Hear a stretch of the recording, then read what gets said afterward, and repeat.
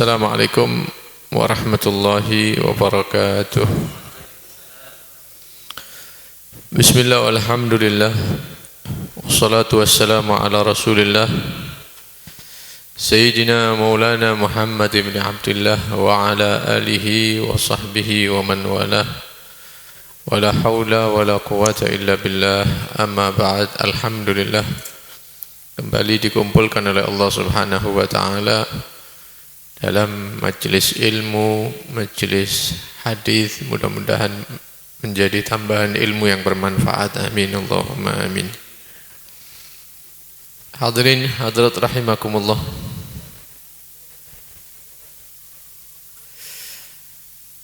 Pertemuan yang sebelumnya masih dalam bab tobat.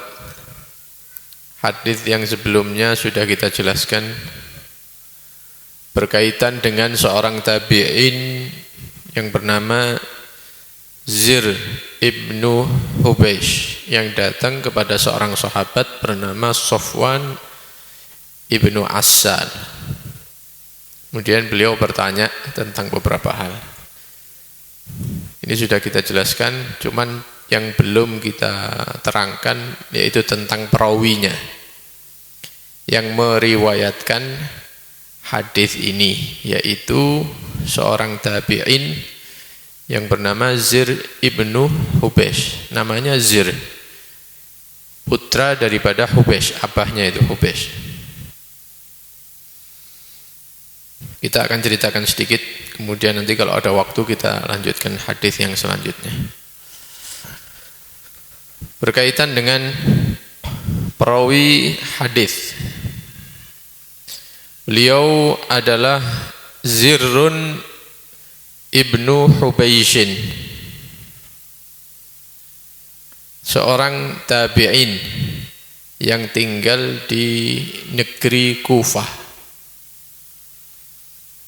Beliau punya julukan Abu Maryam, abahnya Maryam. Abu Maryam Zirr bin Hubeish al-Asadi. Beliau ini tabi'in Abu Maryam Zirrun ibnu Hubeish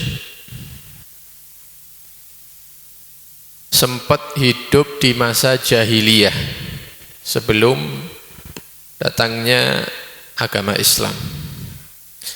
Kemudian beliau masuk Islam, tapi tidak ditakdir bertemu dengan Nabi Muhammad SAW. Bukan seorang sahabat, tapi seorang tabi'in. Kemudian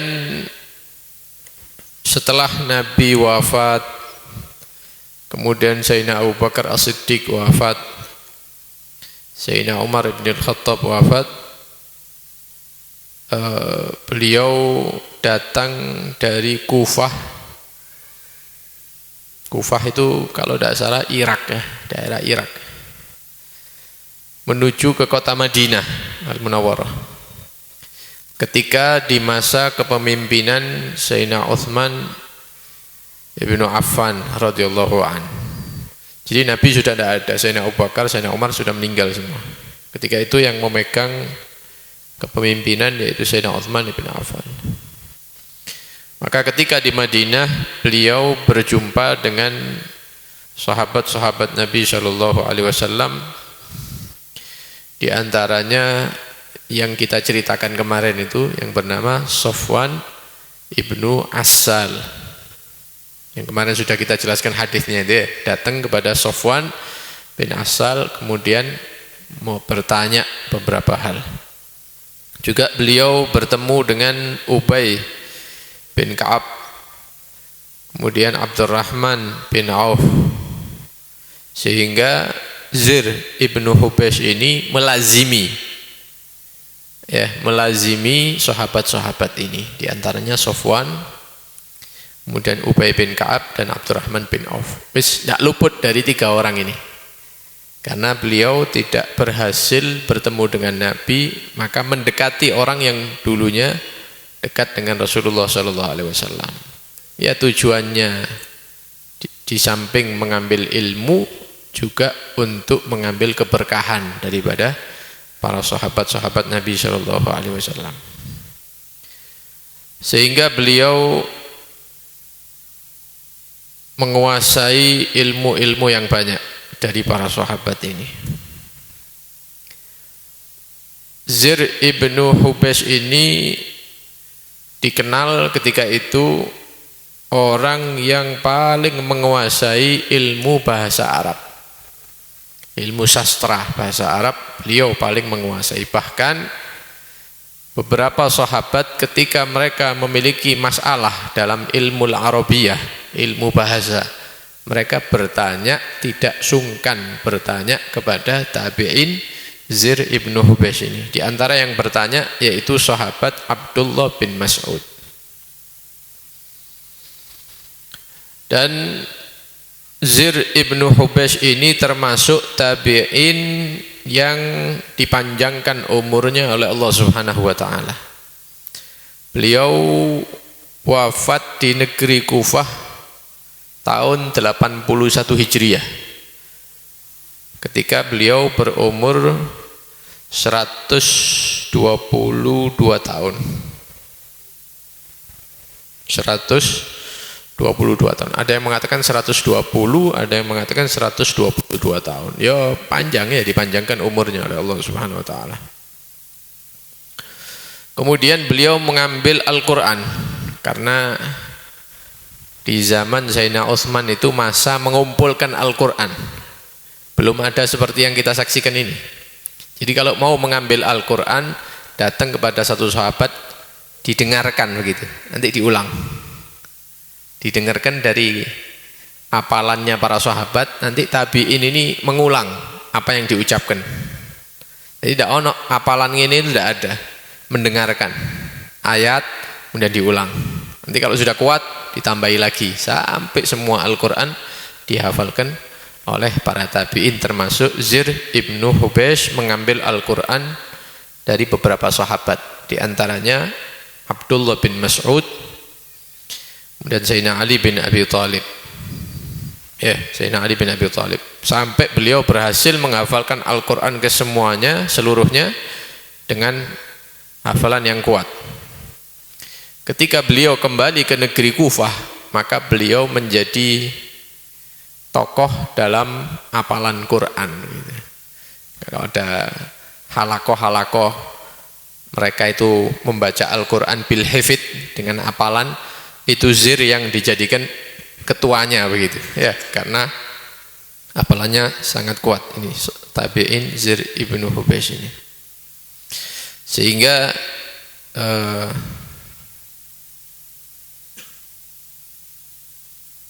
beberapa Al-Qurra itu penghafal Al-Quran yang ada di negeri Kufah itu, ada yang menyatakan ma ra'aitu ahadan aqra'a min Zirrin.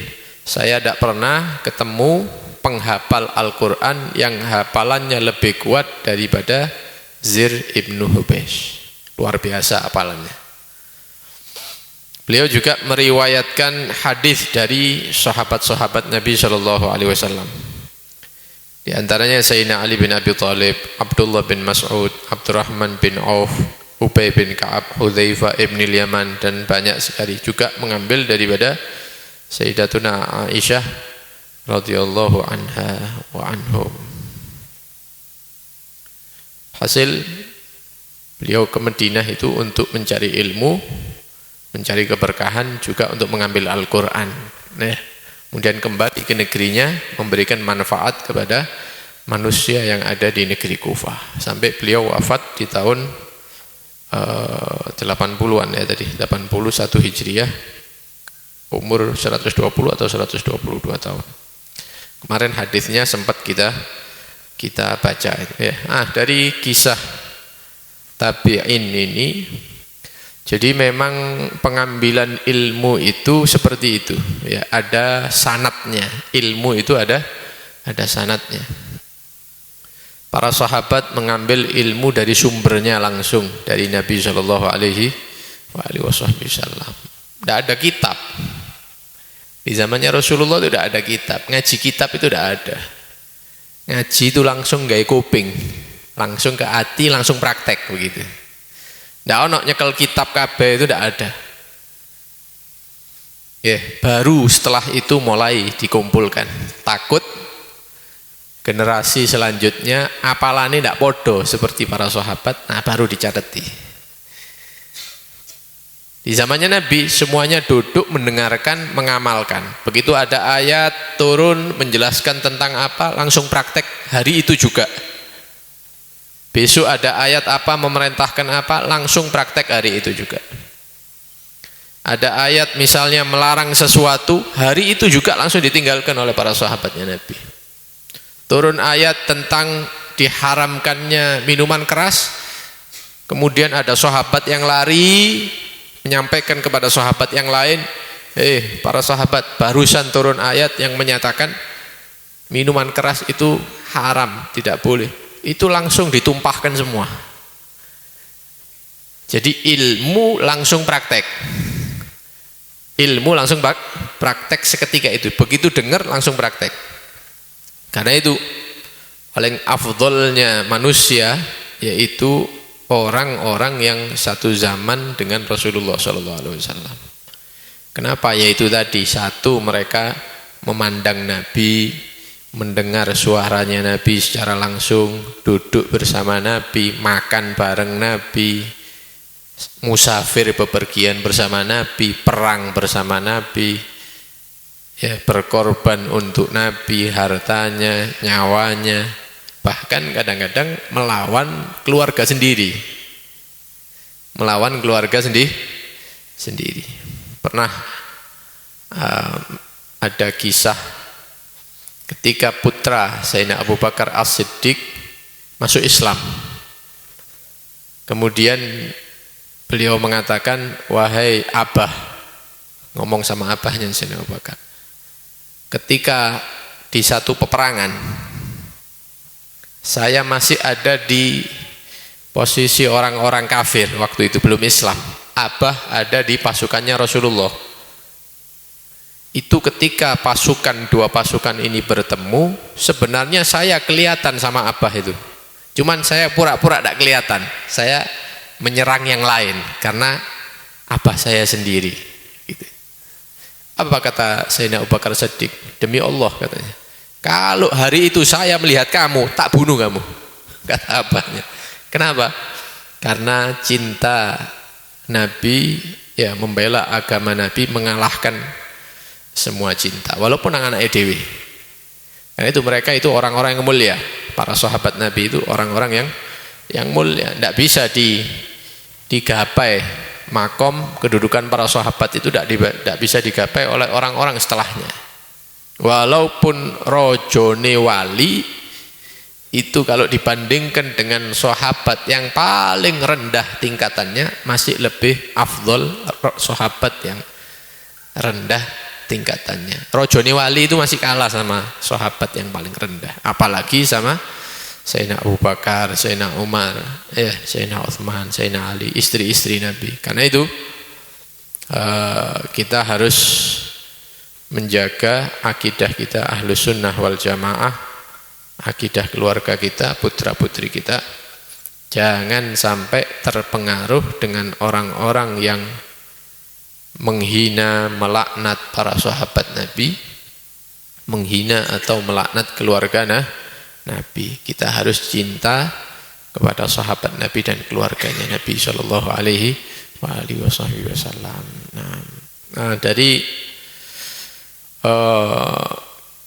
yang kita jelaskan tadi itu, pertama, ilmu ada sanadnya. Jadi tabi'in ngambil ke sahabat, sahabat ke Rasulullah, tabi'in kepada para tabi'in, bawahnya para ulama, begitu seterusnya, ya. Para a'immah, imam-imam madhab itu semuanya mengambil, ya, kalau diurut sumbernya kepada Nabi Shallallahu Alaihi Wasallam, sampai ulama-ulama di zaman kita, ya, ulama-ulama yang sudah dikenal di kalangan kita, itu kalau diurut ilmunya ya sama seperti itu. Kiai fulan misalnya, santrinya siapa? Santrinya kiai ini misalnya. Kiai ini dulu belajar di Mekah misalnya. Nah, gurunya yang di Mekah ini belajar kepada guru fulan. Guru fulan ini dari terus sampai 20 sekian orang itu nanti nyampe kepada Rasulullah sallallahu alaihi wasallam. Ilmunya para habaib juga seperti itu. Ini dulu belajar di mana? Oh, sama Habib fulan misalnya. Nah, gurunya ini dari mana? Dari fulan. Terus sampai 20 sekian orang nyambung kepada Nabi sallallahu alaihi wasallam. Karena itu kalau sudah mendapatkan guru yang sanad ilmunya jelas, akidahnya jelas, ya, nah itu dieman-eman gitu, ya, dipegang. Jangan sampai salah berguru gitu, atau mengambil ilmu dari guru yang tidak ono sanate atau tidak diketahui sanatnya. Karena mohon maaf, di zaman kita ini banyak atau ada sebagian dai-dai yang ya kadang tidak belajar gitu, ngelihat dari YouTube, ngelihat dari Google, dari internet, kemudian ceramah gitu. Walaupun yang disampaikan bagus, tapi ilmu itu butuh sanad. Ilmu itu butuh sanad, karena sanad ilmu itu termasuk agama.